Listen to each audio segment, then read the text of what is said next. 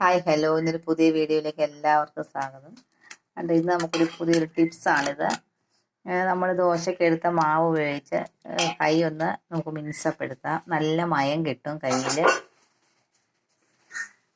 ഇങ്ങനെ കൈയുടെ പുറത്തോട്ട് ഇച്ചിരി മാവ് തൂക്കണം.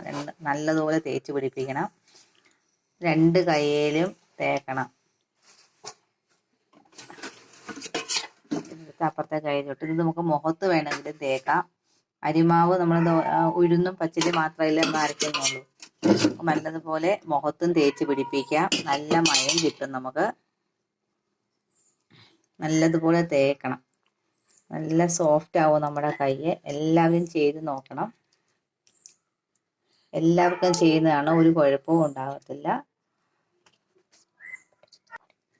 ചിലവരാണെങ്കിൽ മാവിനകത്ത് സോഡാപ്പൊടി ചേർക്കുന്നുണ്ട്. പക്ഷെ സോഡാപ്പൊടി ചേർക്കാത്ത മാവ് വേണം.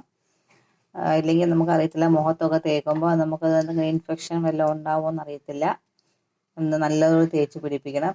ഇതൊന്ന് നല്ലതുപോലെ തേച്ച് കഴിഞ്ഞ് നല്ലതൊന്ന് കഴുകണം.